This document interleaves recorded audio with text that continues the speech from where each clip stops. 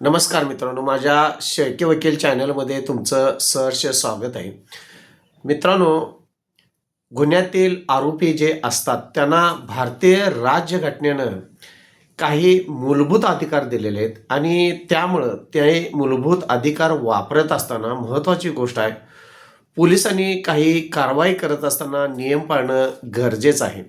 मित्रांनो, असे काही मूलभूत अधिकार जे 8 आहेत, जे आरोपींना देण्यात आलेले आहेत राज्यघटनेनं, ते आपण आजच्या व्हिडिओमध्ये पाहणार आहोत.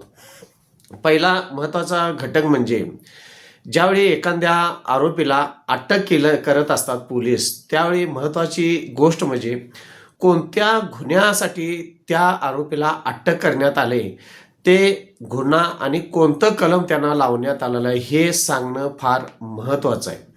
दुसरी महत्त्वाची गोष्ट आहे मित्रांनो, एखादा पोलीस अधिकारी किंवा कर्मचारी ह्यांनी अटक करत असताना किंवा एखाद्या गुन्ह्याचा तपास करत असताना पोलिसांनी आपल्याजवळ ओळखपत्र ठेवणं गरजेचं आहे. त्याचबरोबर बेला किंवा नाव हे असणं गरजेचं आहे. त्यांचा हुद्दा कोणता किंवा त्यांची एक पट्टी जे गणवेशावर स्पष्ट दिसेल अशा पद्धतीने लावणं गरजेचंच आहे. हा दुसरा मुद्दा झाला.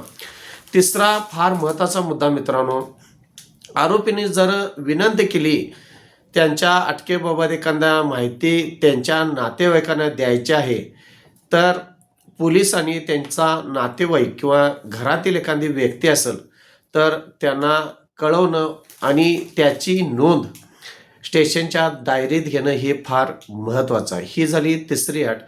चौथा मूलभूत अधिकार मित्रांनो, अटक करतेवेळी जे काय त्या आरोपीच्या अंगावरील जुन्या किंवा ताज्या ज्या काही जखमा असतील ते वैद्यकीय अधिकाऱ्याकडून तपासून घेणं हे पोलिसांचं कर्तव्य आहे. त्याचबरोबर महत्त्वाची गोष्ट म्हणजे पाचवा मूलभूत अधिकार म्हणता येईल किंवा घटना म्हणता येईल, ज्यावेळी एखाद्या आरोपीला पोलीस कोठडीत असताना त्याची प्रत्येक 48 तासाला वैद्यकीय तपासणी करणं गरजेचं आहे.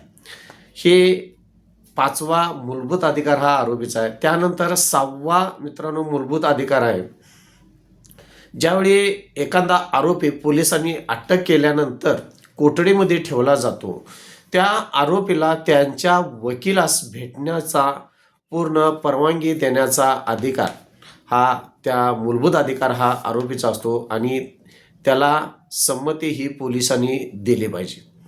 हा 6वा अधिकार आहे. 7वा अधिकार मित्रांनो, ज्यावेळी पोलीस एखाद्या आरोपीला अटक केल्याबाबतची माहिती नियंत्रण कक्ष किंवा पोलीस मुख्यालय यांना देणं गरजेचं असतं. आणि त्यानंतर 8वा मूलभूत अधिकार आरोपींचा जो आहे तो म्हणजे आरोपीला ज्यावेळी अटक केलं जातं त्यावेळी त्याला 24 तासाच्या आत न्यायाधीशासमोर किंवा दंडाधिकारी यांच्यासमोर हजर करणं हे पोलिसांचं कर्तव्य आहे. त्यामुळं मित्रांनो, हे काही राज्यघटनेनं आरोपींना दिलेले हे मूलभूत 8 अधिकार आहेत आणि ह्याची पायमल्ली ही पोलिसांनी करता कामा नये.